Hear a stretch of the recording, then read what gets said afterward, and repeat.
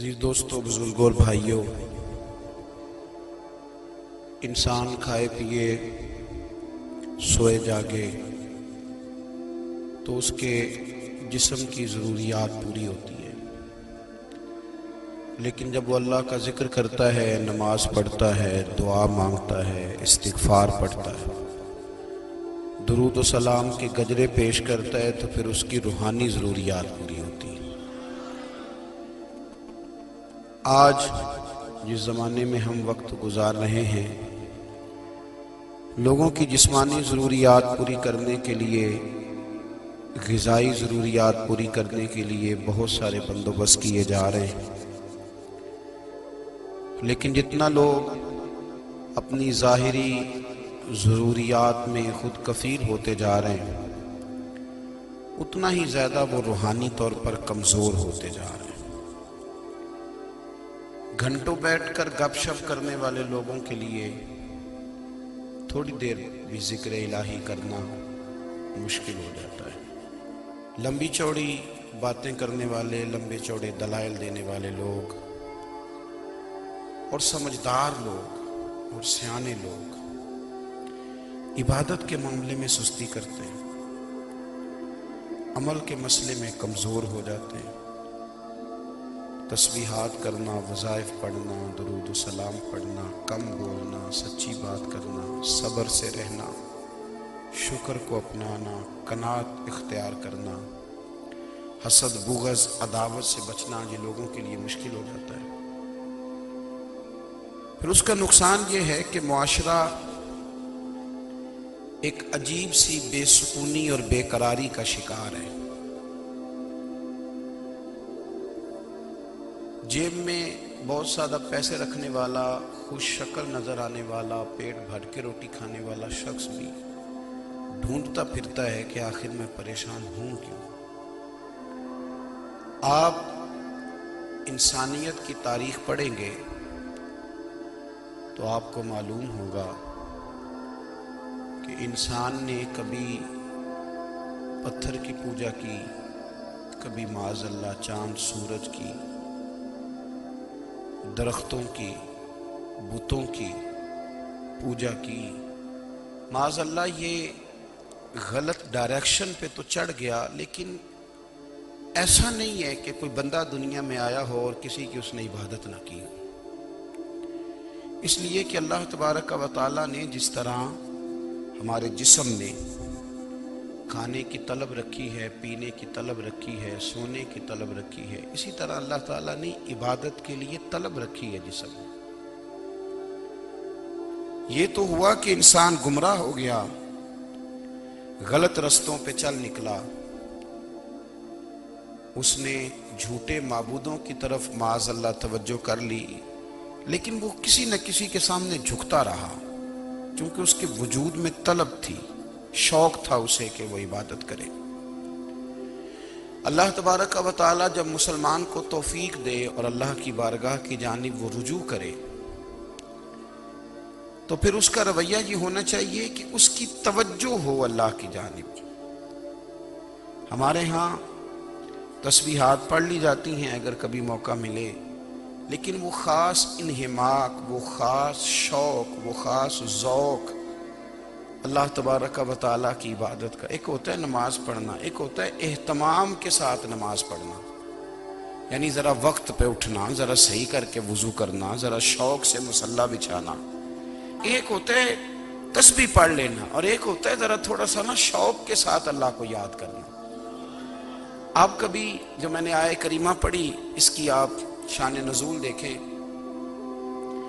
نبی کریم صلی اللہ تعالی علیہ وسلم کے نا کچھ صحابہ اللہ کی محبت کے شوق میں حضور کی بارگاہ میں حاضر ہوئے، اور انہوں نے آ کے عرض پتہ کیا کیا؟ عرض کرنے لگے، یا رسول اللہ صلی اللہ تعالی علیہ وسلم، سالوں بیت گئے ہیں سجدے کرتے ہوئے، حضور سالوں بیت گئے ہیں تسبیح پڑھتے ہوئے، سالوں بیت گئے کہتے ہوئے کہ سبحان اللہ وہ پاک ہے، ہمیں سالوں بیت گئے یہ کہتے ہوئے کہ اللہ اکبر وہی سب سے بڑا ہے، سالوں بیت گئے کہتے ہوئے کہ الحمدللہ ساری تعریفیں اللہ کے لیے سالوں بیت گئے اس کی تسبیح کرتے، تحلیل کرتے، تکبیر کہتے، حضور اب نہ ہمارا اپنے رب سے ملنے کو جی چاہتا ہے۔ کبھی اے حقیقت منتظر نظر آ نہ لباس مجاز میں، لاکھوں سجدے تڑپ رہے ہیں میری جبین نیاز میں۔ اور اقبال کہنے لگے کہ تیرے عشق کی انتہا چاہتا ہوں، تو میری سادگی دیکھ کیا چاہتا ہوں، میرا ذرا سا تو دل ہے مگر شوخ اتنا، میں وہی لن ترانی سنا چاہتا ہوں۔ میرا بھی دل کرتا ہے کہ اللہ میں تجھے کہوں میں تجھے دیکھنا چاہتا ہوں، جس طرح حضرت موسیٰ کلیم علیہ السلام نے کہا تھا، اور تو مجھے کہے کہ لن ترانی تو نہیں دیکھ سکتا، ذرا سا تو دل ہے مگر شوخ اتنا، میں بھی وہی لن ترانی سنا چاہتا ہوں۔ پھر کہنے لگے بھری بزم میں راز کی بات کہہ دی، بڑا بے ادب ہوں سزا چاہتا ہوں۔ دیکھو سب لوگوں کے بیچ ہی میں نے یہ کہہ دیا۔ میرے عزیز صحابہ نا شوق میں، کتنے سارے لوگ ہیں آپ، کتنی ماشاءاللہ بڑی تعداد میں آپ آئے، ہم بھی کبھی اس شوق میں گئے ہیں کہ ہمارے رب کو دیکھنے کو دل چاہتا ہے، ہمارا جی چاہے وہ کبھی ہمیں ملے، ہم کبھی اس کی زیارت کریں، اس کی بارگاہ کرم میں ہم حاضر ہوں۔ صحابہ نے عرض کیا یا رسول اللہ صلی اللہ تعالی وسلم ہمارا رب کہاں ہے؟ ہمارا نا اپنے رب کو دیکھنے کو جی چاہتا ہے۔ جب صحابہ نے یہ عرض کیا تو اللہ نے قرآن مجید نازل کیا، فرمایا وَإِذَا سَأَلَكَ عِبَادِي عَنِّي فَإِنِّي قَرِيبٌ، محبوب جب میرے بندے آپ کی بارگاہ میں آ کے میرے بارے میں پوچھیں نا تو ان سے کہہ دینا میں ان کے قریب ہی ہوں، قریب ہی ہوں۔ دلیل کیا ہے؟ بھائی اذا دان، یہ جب بھی مجھ سے دعا مانگیں گے میں ان کی دعاؤں کو قبول فرماؤں گا، میں ان کے قریب ہوں، میں ان کے قریب ہوں۔ یہ جب بھی دعا مانگیں گے نا میں قبول کروں گا، میں ان کے قریب ہوں۔ اللہ تبارک و تعالیٰ کے بندے اللہ سے محبت کرتے، رب کی بارگاہ میں جھکتے، اس کو اپنے دکھ سناتے، اس کے پیارے محبوب صلی اللہ تعالیٰ علیہ وسلم کا وسیلہ لے کے اس کے حضور حاضر ہو جاتے، پیشانیاں سجدوں سے روشن ہوتی۔ ہم نہ ہر چیز کے لیے وقت نکالتے ہیں، ہر چیز کے لیے، لیکن عبادت کے لیے وقت نہیں نکالتے۔ ہر شے آباد ہے، ہر شے، ہماری فیس بک بھی آباد ہے، واٹس ایپ بھی آباد ہے، ہمارے ٹویٹر بھی آباد ہیں، ہماری ہر چیز آباد ہے۔ سب سے کم آباد ہمارا مصلی رہ گیا ہے، سب سے کم۔ وہ لوگ اب ڈھونڈنے سے ملتے ہیں جن کی بغل میں مصلی ہوتا تھا۔ میرے بھائی آپ کتنا کو دنیا کے پیچھے بھاگو گے تھکا دے گی، کتنا دولت کے پیچھے بھاگو گے تھکا دے گی۔ آپ جب اپنی زندگی میں جمع تفریق کرو گے نا تو مرتے وقت احساس ہوگا کہ سارا کچھ تو لوگوں کے لیے کیا، اپنے لیے تو کر ہی کچھ نہیں سکے۔ اور ہم عبادت کے معاملے میں بہانے بازی بھی کرتے ہیں، ہم کہتے ہیں اوہو رزق کمانا بھی تو عبادت ہی ہے نا، تو میں حلال روزی کے لیے جا رہا ہوں یہ بھی تو عبادت ہے نا۔ میری طرح کے لوگ کہہ دیتے ہیں کہ میں سویرے اٹھ کے مدرسے میں کچھ اسباق دیکھتا ہوں تو یہ بھی تو عبادت ہے، میں بیان کرنے کے لیے مطالعہ کرتا ہوں تو یہ بھی تو عبادت ہے نا، اتنے لمبے سفر کر کے ملک میں دنیا میں گھومتا ہوں تو یہ بھی تو میں عبادت ہی کر رہا ہوں۔ اب اسپیشل نفلوں کے لیے وقت کس طرح نکلے، اسپیشل کر کے تسبیح میں کیسے چلاؤں، میں سارا کچھ ہم بہانے بنا لیتے ہیں نا۔ میرا سوال یہ ہے کہ یہ ساری باتیں صحابہ کو، نبی کریم کو، دیگر لوگوں کو بھی تو پتہ تھی نا، لیکن آپ غور تو کریں 23 سال حضور کو وقت ملا، مختصر وقت ظاہراً تبلیغ کرنے کے لیے، پوری دنیا میں دین بھی پھیلانا ہے۔ گھر میں 11 ازواج ہے، 4 بیٹیاں ہیں، ان کی اولادیں، سارے کام کاج بھی دیکھنے ہیں۔ لیکن سیدہ طیبہ طاہرہ حضرت عائشہ صدیقہ رضی اللہ تعالیٰ عنہ فرماتی ہیں سارا دن تبلیغ کرتے، ہر غلام کے دکھ سنتے، گھر میں آتے تو اپنے گھر والوں کا خیال کرتے، کام میں ہمارا ہاتھ بٹاتے۔ قربان جاؤں، کہتی ہیں زمانہ سارا سو جاتا لیکن آمنہ کے لال مصلی بچھا لیتے۔ دنیا سو گئی، ساری سب سو گئے، جو خدام تھے، وہ جو غلام تھے وہ سو گئے۔ صحیح مسلم میں لفظ ملیں گے سیدہ پاک فرماتی ہیں او میرے نبی کے غلاموں، میں نے یہ رنگ بھی دیکھا ہے کہ حضور نے اتنا کھڑے رہے، اتنا قیام کیا کہ مقدس پیروں میں ورم آ گئے، سوج گئے پیر اتنے بڑے۔ دل پہ ہاتھ رکھ کے نہیں بتا سکتا کہ میرے کبھی نماز میں پیر سوج گئے، کوئی نہیں بتا سکتا۔ بچوں کی روٹی کماتے تھک گئے بات الگ ہے، ہم سیر کرنے گئے تو تھک گئے بات الگ ہے، لیکن عبادت میں یہ بھی تو مسلم شریف ہے نا، یہ بھی تو دین ہے نا، یہ بھی تو حضور کی سنت ہے، یہ بھی تو وہ چیز ہے جو کریم کی آنکھوں کی ٹھنڈک ہے۔ سیدہ فرماتی ہیں پیروں میں ورم آ گئے، اور ساری رات ہی حضور نے نماز پڑھی اور ایک ہی آیت بار بار دہرائی۔ مسجد نبوی میں بلال حبشی نے فجر کی اذان دے دی اور حضور ابھی مصلی پہ تھے، کریم فارغ ہوئے۔ میں نے عرض کی یا رسول اللہ صلی اللہ علیہ وسلم، آپ کے تو صدقے اللہ اگلے پچھلوں کے گناہ معاف کرے گا، تو آپ اتنی آہوزاری کیوں فرماتے ہیں؟ آپ تو شفیع ہیں، آپ تو انبیاء کے امام ہیں۔ تو حضور نے فرمایا عائشہ تم نے گنوایا ہے نا میرے اللہ کی مجھ پر کتنی رحمت ہے، افلا اکون عبدا شکورا، فرمایا اگر اس نے اتنی نعمتیں دی ہیں تو کیا میں اس کا شکر گزار بندہ نہ بنوں؟ میں شکر گزار بندہ نہ بنوں اس کا؟ پھر اگر اتنی نعمتیں اس نے دی ہیں، مجھے اتنا نوازا ہے، تو پھر میں اس کے سامنے سجدے نہ کروں؟ او میرے بھائی، بڑے قابل فخر لوگ ہیں ہم کہ ہم نبی پاک کے غلام ہیں، ہم قابل فخر ہیں کہ نبی کریم کے غلام ہیں۔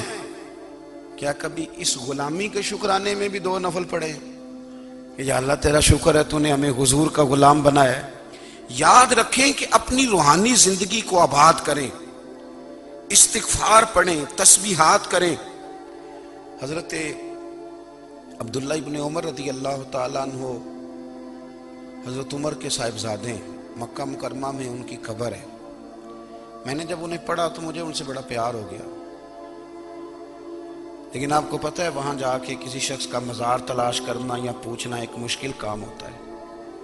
تو ایک دفعہ میں مکہ شریف میں حاضر تھا، تو ایک گاڑی والا ڈرائیور مجھے کہنے لگا کہ مولانا میں آپ کو جانتا ہوں، مجھے آپ سے محبت ہے، ایک بات بتاؤں آپ کو؟ میں نے کہا بتاؤ۔ کہنے لگے حضرت عبداللہ ابن عمر کی قبر دیکھنی ہے۔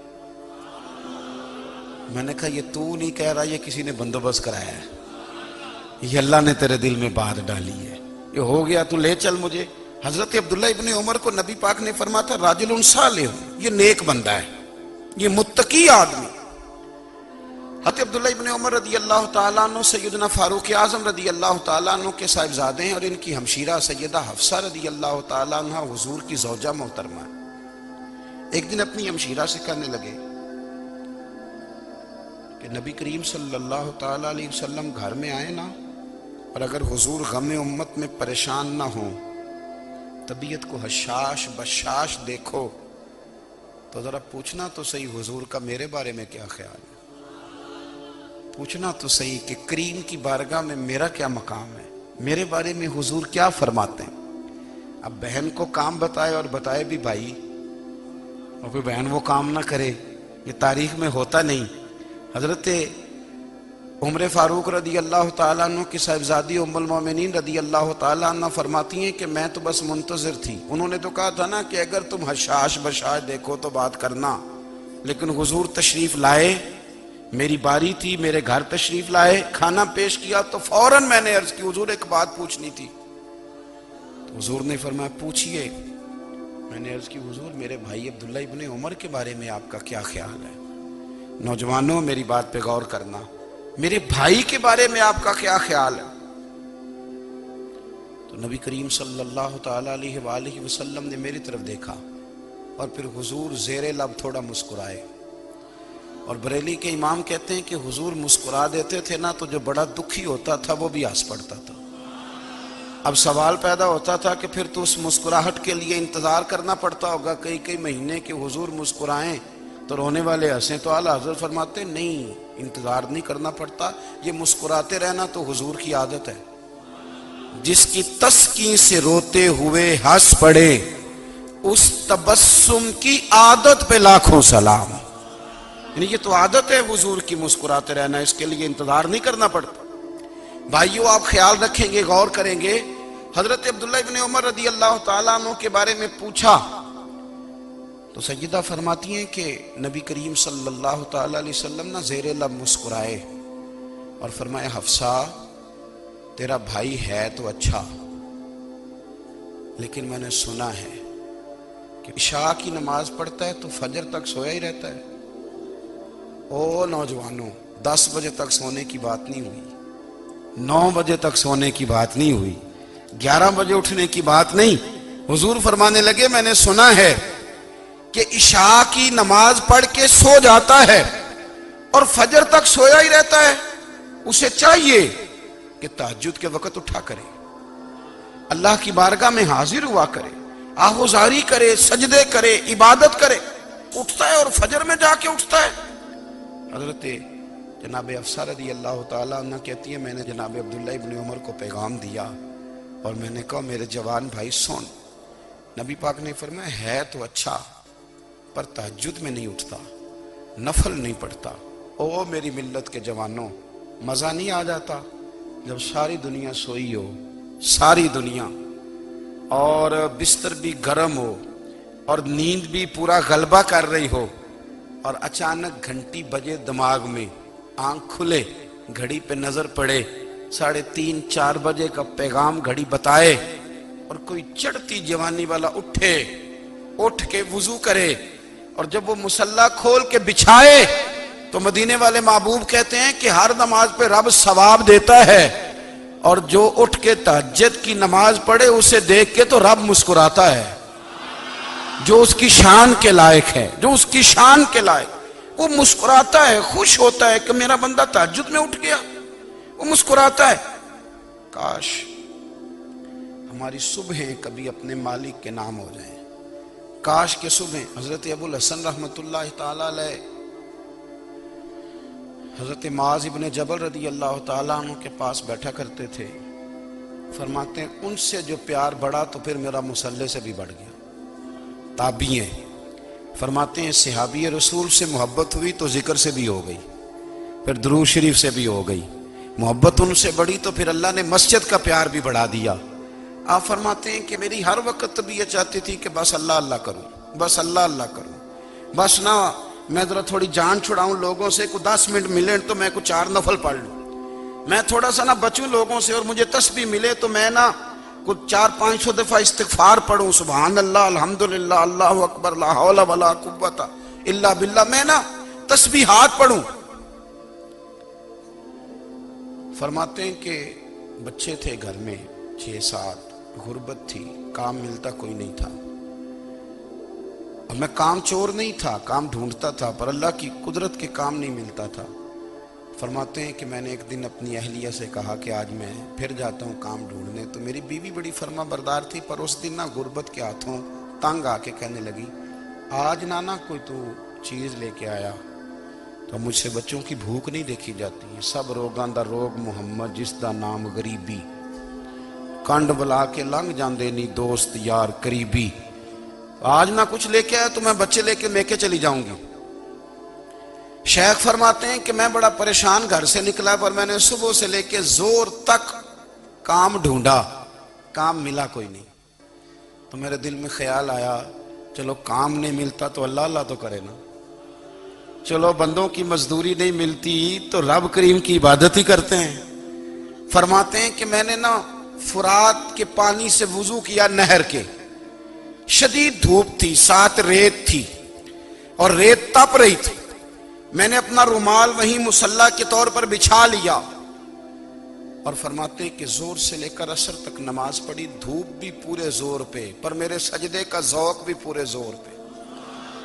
فرماتے ہیں سورج بھی چمک رہا ہے اور رب کی عبادت کا ذوق بھی پورے زور پہ، میں سجدہ کروں تو پھر میرا اٹھانے کو جی نہ چاہے۔ میرے استاد لکھا کرتے تھے، یہ ان کا شعر ہے، وہ کہا کرتے تھے مجھے سوز دے، مجھے ساز دے، اور مجھے نیم شب کا نیاز دے، دم سجدہ خود کو میں توڑ دوں، مجھے ایسا ذوق نماز دے، اور میں تیری بہار کا پھول ہوں، میں کھلا بھی ہوں تو تیرے لیے، مجھے میری شاخ سے توڑ لے، مجھے اپنی زلف کا ناز دے۔ بھائی فرماتے ہیں کہ عصر تک میں نے نفل پڑھے، دل ڈھلنے لگا، عصر کی نماز پڑھی اور میں وہاں سے چلا۔ اب میں جب نکلنے لگا تو دل میں خیال آیا کہ چھوٹی چھوٹی دیواریں ہیں گھر کی، بغیر کچھ لیے جاؤں گا تو بیوی دور سے دیکھے گی تو شور کرے گی کہ پھر خالی ہاتھ آ گیا ہے۔ کہتے میں نے اپنے اسی رومال میں جس پہ میں نے نماز پڑھی تھی نا، رومال میں کی آخی دے پنجابی جو صافہ کہتے ہیں، اسی میں نا میں نے کچھ ریت بھر لی کہ وہ دور سے دیکھے گی تو سمجھے گی کچھ لے کے آیا ہے، چلو جا کے اسے بتا دوں گا کہ آج پھر مزدوری نہیں ملی۔ کہتے ہیں وہ ریت لے کر جب میں گھر میں گیا تو پہلے بیوی دروازے پہ کھڑی ہوتی تھی، پوچھتی تھی خالی ہاتھ آ گئے ہو؟ آج میں نے دیکھا تو ہے ہی کوئی نہیں۔ فرماتے ہیں میں اندر داخل ہوا، سلام لیے، کونے میں میں نے وہ رومال رکھ دیا اور میں نے آواز دی کہ بھلی مانس کہاں ہو؟ تو وہ کہنے لگی آپ منہ ہاتھ دھو لیں، میں روٹی لے کے آئی۔ میں نے کہا روٹی کہاں سے آ گئی؟ یہاں تو کئی دنوں کے فاقے، تو کئی دنوں کی غربت ہے، یہاں تو اس گھر میں تو فقیری ہے۔ فرماتے ہیں کہ وہ روٹی لے کے آئی اور اس وقت کی جو موجودہ نعمتیں تھیں، سمجھ لیں سلاد، اچار، ہر چیز ساتھ لائی۔ میں نے کہا کہ بچے کہاں گئے؟ کہنے لگی وہ کھانا کھا کے کھیلنے گئے، آپ کھانا کھا لیں آ جاتے۔ کھانا اس نے چن دیا۔ میں نے حیرت انگیز لہجے میں ساری نعمتیں اپنے دسترخوان پہ دیکھ کر کے بیوی سے پوچھا یہ کہاں سے آیا کھانا؟ بچوں کو تو نے کہاں سے کھانا کھلایا؟ یہ سارا کچھ کیسا ہے؟ تو کہنے لگی پتہ نہیں آج آپ کس کریم کی مزدوری کرنے چلے گئے تھے، پتہ نہیں کس کریم کی، میرے گھر میں تو اتنی نعمتیں آئی ہیں کہ مجھ سے سنبھالی نہیں جا رہی، اتنا اناج ہے، اتنا گندم ہے، کس کریم کے دروازے آج چلے گئے تھے؟ یہ کہتے کہتے وہ اٹھی اور اٹھ کر کے کہنے لگی پہلے بڑا کچھ آیا تھا، اب کیا لے آئے ہو؟ اور جا کر کے نا اس نے وہ ریت والا رومال کھولا، کہنے لگے میں تو لے کے آیا تھا ریت، تو میرے رب نے اسے بھی سونے اور ہیرے بنا دیا تھا۔ جب آپ کی توجہ اللہ کی جانب، میرے نبی پاک صلی اللہ تعالی علیہ وسلم نے فرمایا ہر چیز اپنے رب سے مانگ، ہر چیز مانگ، ہر چیز مانگ۔ یا رسول اللہ کیا کچھ؟ میرے محبوب نے فرمایا تیرے گھر میں نمک بھی ختم ہو جائے تو وہ بھی اپنے رب سے مانگا کر، تو مانگنا وہ تجھے دے گا، تو اس کی بارگاہ میں کشکول طلب دراز تو کرنا۔ اور ترمذی شریف میں عجیب لفظ ہیں، رسول کائنات نے فرمایا، رب کریم فرماتا ہے جب میرا بندہ ہاتھ اٹھاتا ہے نا تو مجھے حیا آتی ہے کہ میں خالی کیسے لوٹا دوں اس کے۔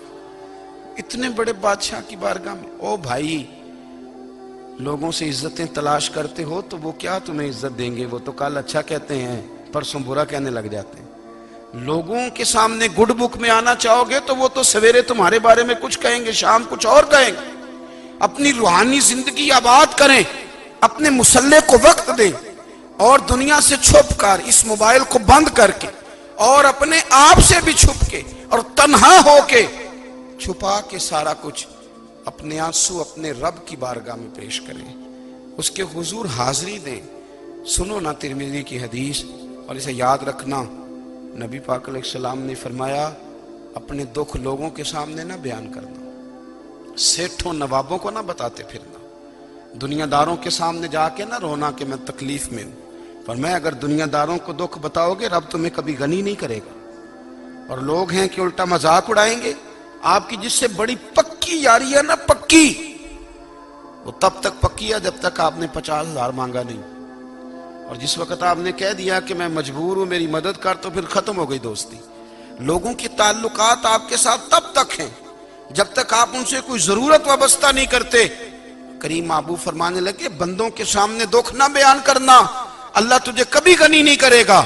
تو اپنے دکھ اپنے رب کو بتا، تو دعائیں مانگ، تو اس کی بارگاہ میں حاضر ہو، تو اس کے حضور عرض کر۔ فرمایا اپنے دکھ اپنے رب کو بتا، وہ جلدی کرے یا دیر سے کرے تجھے ساری دنیا سے بے نیاز کر دے گا، تجھے کسی کا محتاج نہیں رہنے دے گا۔ اپنے مسلح کو، اپنی دعاؤں، ایک بزرگ فرماتے ہیں میں نے دعا مانگنے کا طریقہ اپنی بیوی سے سیکھا، دعا مانگنے کا طریقہ اپنی، سیکھنے والے تو اپنے بچوں سے بھی سیکھ لیتے ہیں، سیکھنے والے تو ہر ایک سے سیکھتے ہیں۔ وہ کہتے ہیں میں نے دعا مانگنے کا سلیقہ اپنی بیوی سے سیکھا ہے، حضرت وہ کس طرح؟ فرمانے لگے میری بیوی نے نا مجھے کوئی کام بتایا، کچھ پیسوں کی ضرورت کے لیے کہا، تو میں نے اسے کہا کہ بھئی ابھی میرے پاس نہیں ہے، کچھ دنوں میں آتے ہیں تو میں دے دوں گا۔ عورتوں کی عادت ہوتی ہے، وہ بار بار یاد کراتی ہیں، 2-4 دنوں کے بعد پھر اس نے کہا حضرت وہ میں نے کہا تھا کچھ پیسے، میں نے اسے کہا کہ ابھی میرے پاس نہیں ہے، کچھ دنوں میں ملتے ہیں تو میں تمہیں دے دوں گا۔ اس نے کچھ دنوں کے بعد پھر کہا حضور وہ میں نے کچھ پیسے کہے تھے۔ فرماتے میں نے ڈانٹ دیا، میں نے کہا کہ کیا تو روز مجھے شرمندہ کرتی ہے، کہا نا میرے پاس نہیں ہے، ہوں گے تو دے دوں گا، تو روز یاد کراتی ہے۔ فرماتے ہیں اس نے پہلے تو میری ڈانٹ کو سہا، پھر میرے سخت جملوں نے اس کی آنکھوں میں آنسو پیدا کر دیے، پھر اس نے اپنے آنچل میں اپنے اس دکھ کو سمیٹا، اور پھر اس نے ایک جملہ کہا تو میں رو پڑا، اور مجھے اپنے رب سے مانگنے کا طریقہ آ گیا۔ مجھے کہنے لگی حضرت جی آپ نے ڈانٹ دیا، میں نے سہ لیا، پر آپ ہی میرے شوہر ہیں، بتائیں نا آپ سے نہ کہوں تو میں کس سے جا کے کہوں۔ فرماتے ہیں میں رو پڑا، اور میں کھل کے رویا، اور میں تڑپ کے رویا، اور پھر میری سسکیاں بند گئیں، تو مجھے کہنے لگی آپ کو کیا ہوا؟ میں نے کہا مجھے بھی دعا مانگنی آ گئی ہے، جب میں اسے کہوں گا نا اللہ تو ہی میرا رب ہے، میں تجھ سے نہ کہوں تو میں کس سے جا کے کہوں؟ میں کیوں کسی بندے سے سوال کروں؟ میں کیوں کسی دنیا دار سے کہوں؟ میں تیرے بندوں کا، نیک بندوں کا وسیلہ لے کے، تیرے محبوب کی غلامی لے کے تیری بارگاہ میں آیا، تجھ سے نہ مانگوں تو کس سے مانگوں؟ سمجھ آ گئی ہے جب میں اس رنگ میں مانگوں گا تو پھر رب میرے اوپر بڑا ہی فضل فرمائے گا، وہ میرے اوپر بڑی رحمت کرے گا، وہ میرے لیے آسانیاں کرے۔ عزیز دوستو، ہم اس طرح کرنے لگ گئے ہیں کہ ہم نے نا اپنے تعلقات پر اعتماد کرنا شروع کر دیا ہے۔ میرے تعلقات بہت ہیں، ہم نے اپنی دولت پر اعتماد کرنا شروع کر دیا ہے، میرے پاس دولت بہت ہے، ہم نے اپنے علم پر، اپنی شہرت پر اعتماد کرنا شروع کر دیا ہے کہ میرے پاس فلاں چیز بہت ہے۔ یاد رکھنا جب بے نیاز اپنی صفت بے نیازی دکھاتا ہے تو بڑی بڑی دولتوں والے مجبور نظر آتے ہیں۔ بھائیو جب انسان کا رشتہ اپنے مالک کے ساتھ ہوتا ہے پھر تو غم بھی کچھ نہیں کہتے، پریشانیاں بھی کچھ نہیں کہتی، پھر تو زندگی صبر والی، پھر تو زندگی توکل والی، پھر تو زندگی بھروسے والی، پھر انسان اپنے آپ کو رسوا نہیں کرتا، دنیا داروں سے امیدیں اس کی ختم ہو جاتی، امیدیں اللہ رسول سے لگا لیتا ہے، مضبوط ہو جاتا ہے، مضبوط طاقتور ہو جاتا ہے، خوددار ہو جاتا ہے، باوقار باعزت ہو جاتا ہے۔ حضرت بہلول دانا رحمت اللہ علیہ بیٹھے تھے تو ہارون رشید حج کر کے آ رہا تھا، تو رستے میں حضرت شیخ سے ملاقات ہو گئی، تو السلام علیکم کے بعد کہنے لگا حضور کوئی حکم ہو تو بتائیے گا۔ تو حضرت بہلول دانا فرمانے لگے تیرا رب کون ہے؟ اس نے کہا اللہ۔ تو فرمایا میرا کون ہے؟ کہا اللہ۔ فرمانے لگے تو بڑا ہی بیوقوف ہے، کیا تو یہ سمجھتا ہے کہ رب ہارون رشید کو تو دے گا اور بہلول دانا کو بھول جائے گا؟ تیرا بھی وہی رب ہے، میرا بھی وہی رب ہے، اس نے اگر تجھے دے کے آزمایا ہے تو ہو سکتا ہے مجھے نہ دے کے آزما رہا ہو، جب اس کی حکمت کے تقاضے ہوں گے تو عطا کرے گا اور دے گا، تو جا اپنا کام کر۔ بھائی اپنی روحانی زندگی، اپنی عبادات، اپنے وظائف، اپنے روزمرہ کے معاملات، اپنی دعائیں، اپنا استغفار، دیکھو کوئی مشکل کام تو نہیں، 2 رکوع ہیں سورہ واقعہ کی اگر رات کو پڑھ لی جائے تو۔ میں کس طرح یہ بات بیان کروں کہ تعویذ بانٹنا آسان ہے اور وظیفہ بتانا مشکل ہے؟ سارا دن تعویذ بانٹیں تو لوگ لینے کو تیار ہیں، اور اگر آپ وظیفہ بتائیں تو کہتے ہیں تو مشکل کام ہے۔ او خدا کے بندے، اگر آپ کا تعلق قرآن پاک کے ساتھ مضبوط ہو، قرآن پاک کے ساتھ اگر آپ کا رشتہ ہو، لوگ سفارشیں ڈھونڈتے ہیں نا دنیا میں، کوئی تعلق مل جائے تو میرا کام ہو جائے، دنیا میں اتنا مشکل معاملہ ہے، آخرت میں مجھے بتائیے گا کتنا مشکل معاملہ ہوگا۔ میرے نبی پاک صلی اللہ تعالی علیہ وسلم نے فرمایا جو لوگ سورہ ملک پڑھا کرتے تھے نا، سورہ ملک، یہ سورت ملک قیامت میں ان کی سفارش کرے گی، اور اس طرح کرے گی کہ کہے گی اے اللہ یہاں اس بندے کو جنت میں داخل کر دے یا مجھے قرآن پاک سے علیحدہ کر دے، تو رب فرمائے گا جا اس کا دامن تھام کے اسے جنت تک پہنچایا۔ آپ بات کو سمجھیں، جب آپ کے تعلقات اپنے معاملات کے ساتھ مضبوط ہوں گے، یہ نبی کریم نے وعدہ کیا ہے کہ تو سورت واقعہ پڑھ تیرے گھر میں فاقہ نہیں آئے گا، حضرت عبداللہ ابن مسعود رضی اللہ تعالیٰ عنہ بیمار تھے تو حضرت عثمان غنی رضی اللہ تعالیٰ عنہ تیمارداری کے لیے تشریف لے گئے اور جا کر کے کہا کہ آپ بڑے بیمار ہیں، آپ کی بیٹیاں زیادہ ہیں، میں چاہتا ہوں کہ خزانے میں سے کچھ مدد کروں۔ تو سیدنا عبداللہ ابن مسعود رضی اللہ تعالیٰ عنہ اٹھ کے بیٹھ گئے اور کہنے لگے امیر المومنین، اللہ آپ کو میری طرف سے، میری بیٹیوں کی طرف سے بہتر صلہ دے، میری بیٹیوں کو کسی خزانے کی ضرورت نہیں، میں نے انہیں خزانہ دے دیا ہے۔ کہا جناب آپ نے کون سا خزانہ دیا ہے، میں آپ کے مالی معاملات کو جانتا ہوں۔ تو فرمانے لگے امیر المومنین، میرے نبی کریم نے فرمایا ہے جو سورت واقعہ پڑھے اسے کبھی فاقہ نہیں آتا، میں نے بیٹیوں کو یاد کرا دی ہے، یہ خزانہ میں نے انہیں دے دیا ہے۔ وہ سارے والدین سنیں جو بیٹیوں کے لیے پریشان رہتے ہیں۔ حضرت عبداللہ ابن مسعود نصیحت کر رہے ہیں، فرمانے لگے میں نے سورت واقعہ یاد بھی کرا دی ہے، پڑھنے کی عادت بھی ڈال دی ہے۔ حضور نے فرمایا ہے جو سورت واقعہ پڑھے اسے فاقہ نہیں آتا۔ کہنے لگے چاند تو اپنی جگہ چھوڑ سکتا ہے، سورج گر سکتا ہے، تارے ٹوٹ سکتے ہیں، پر مدینے والے رسول کی بات غلط نہیں ہو سکتی۔ حضور نے فرمایا فاقہ نہیں آئے گا تو انشاءاللہ کبھی بھی نہیں آئے گا۔ کرنے کا کام یہ ہے کہ ہم اپنے معاملات، اپنی عبادات، اپنی دعائیں کبھی 10 منٹ عادت ہو جائے نا دعا مانگنے کی علیحدہ سے رات کو۔ حضور نے فرمایا جو فرض نماز کے بعد دعا مانگے اللہ اس کی قبول کر لیتا ہے۔ نبی پاک صلی اللہ تعالی علیہ وسلم نے فرمایا اللہ مسافر کی دعا قبول فرماتا ہے۔ حضور نے فرمایا اللہ مظلوم کی دعا قبول فرماتا ہے۔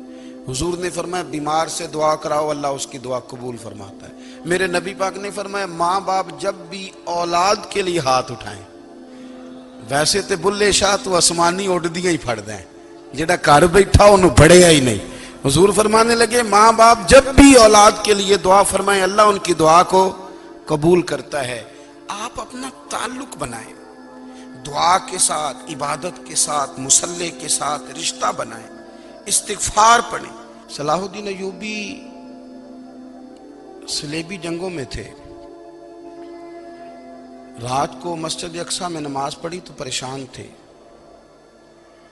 ایک بزرگ سے ملاقات ہوئی تو وہ کہنے لگے کہ آپ بڑے پریشان ہیں۔ کہنے لگے حضور پریشان اس لیے ہوں کہ پہلے ہی مسلمان کمزور ہے، اب میں نے سنا ہے دشمن کا ایک بحری بیڑا وہ جنگی سامان سے بھرا ہوا آ رہا ہے، تو اب ان کے پاس اور تلواریں اور نیزے آ جائیں گے، مسلمانوں کے پاس پہلے ہی وسائل کی کمی ہے، پریشان ہو کس طرح کر کے مقابلہ کریں گے۔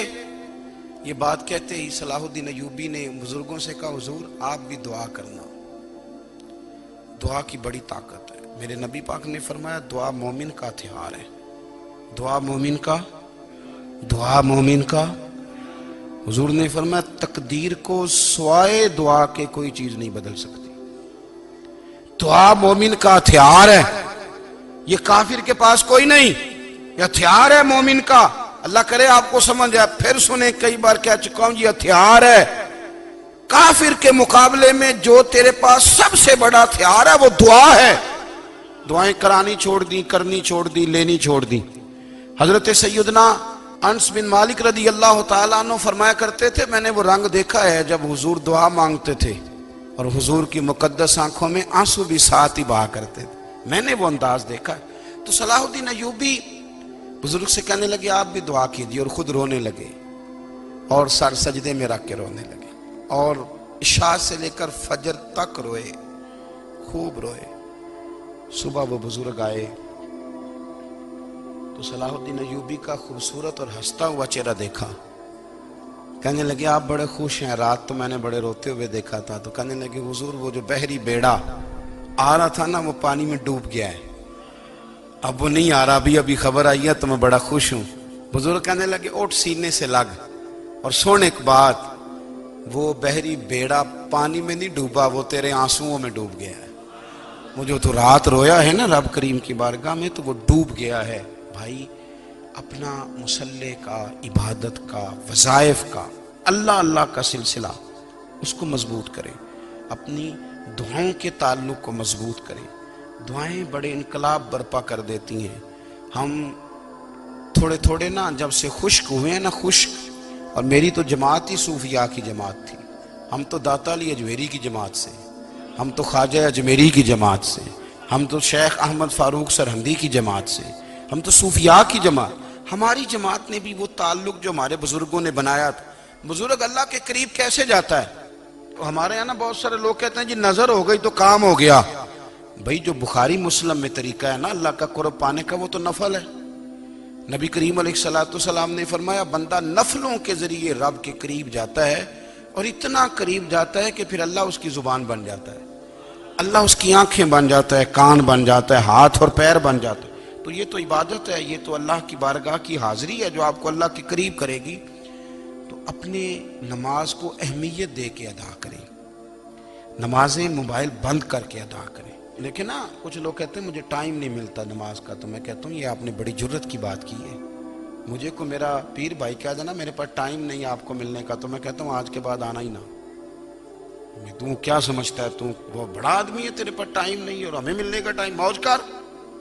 تو آپ نے اللہ رسول کو کہہ دیا ٹائم نہیں. اور عجیب فلسفہ ہے نا، کہا جائے نماز پڑھنے آؤ تو کہتے ہیں کپڑے ٹھیک نہیں، اور کہا جائے کہ آؤ ذرا دعوت پہ چلیں تو کہتے ہیں 1 منٹ ٹھہر میں کپڑے بدل کے آیا. نماز کے لیے کہا تو کہتا ٹھیک نہیں، دعوت کے لیے کہا تو کہتا میں ذرا تیاری کر لوں، یوں جانا مناسب نہیں. معاملہ ٹھیک نہیں. رب تو فرماتا ہے کہ جب تم مسجد میں آ تو زینت اختیار کر کے آ، خوب ذوق سے دعا مانگے، خوب شوق سے نماز پڑھیں، خوب استغفار کا مزاج بنائیں. آپ لوگوں کے بیچ رہ کے سکھ حاصل کرنا چاہتے ہیں، لیکن آپ کو پتہ ہے کئی مہینے غار حرا میں رہنا بھی مدینے والے محبوب کا طریقہ ہے. ہر سال اعتکاف بیٹھنا الگ سے، یہ بھی حضور کا طریقہ ہے. مسجد نبوی کے اندر دروازہ کھلتا تھا نبی کریم کا، پر گھر کے اندر نفل پڑے نبی پاک. اور حضور فرماتے ہیں کچھ نفل نماز گھر میں بھی پڑھا کرو، گھر کو قبرستان نہ بناؤ. ہمارا گھر اللہ کے ذکر سے آباد ہوگا.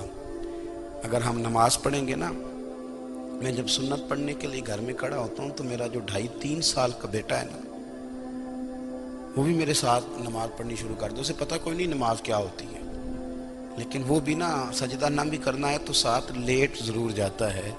پتہ چلا بچے لیکچر دینے سے نماز نہیں پڑھتے، نماز شروع کر دیں تو بچے بھی شروع کر دیتے ہیں. ہم جب پریشان ہوتے ہیں تو لیکچر دیتے ہیں، تو لیکچر تو باہر شاید چل جائے، گھر میں کیسے چلے گا؟ گھر میں تو عمل چلے گا.